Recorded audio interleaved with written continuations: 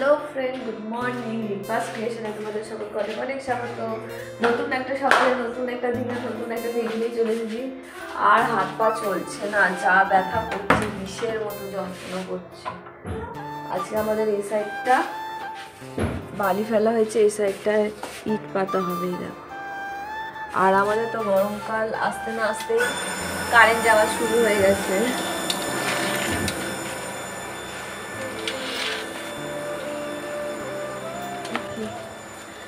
ফুল ফুটেছে, এই যে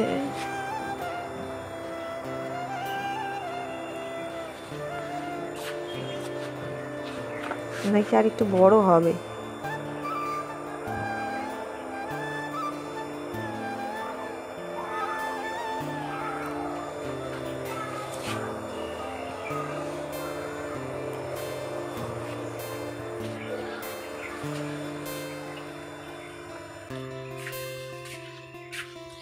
দেখো না, স্কুটিটায় বালি বালি বালি করে নিয়ে এসছে এখানে।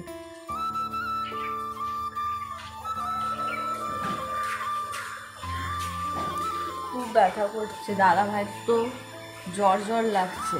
আর কারেন্ট ছিল না বলে পাম্পটা চালাতে পারিনি, এই পাম্পটা এখন চালালাম।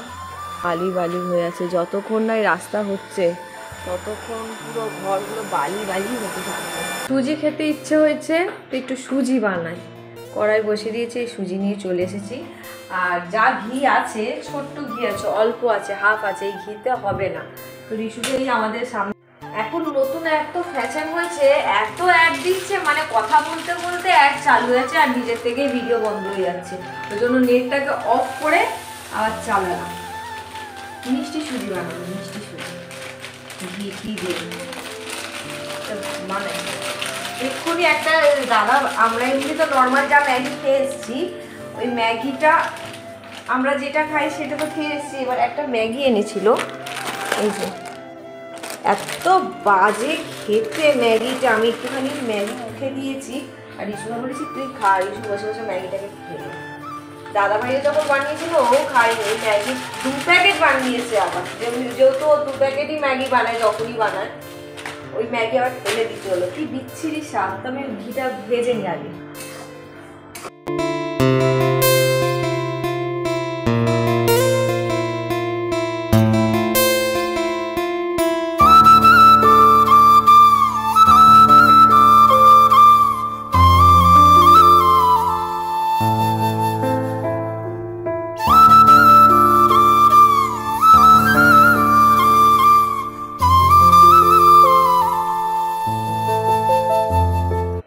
আমার সুজি রেডি, এরকম রেখে দিয়েছি। ঠান্ডা হয়ে গেলে বরফির মতো কেটে নেব, খাওয়া হয়ে যাবে।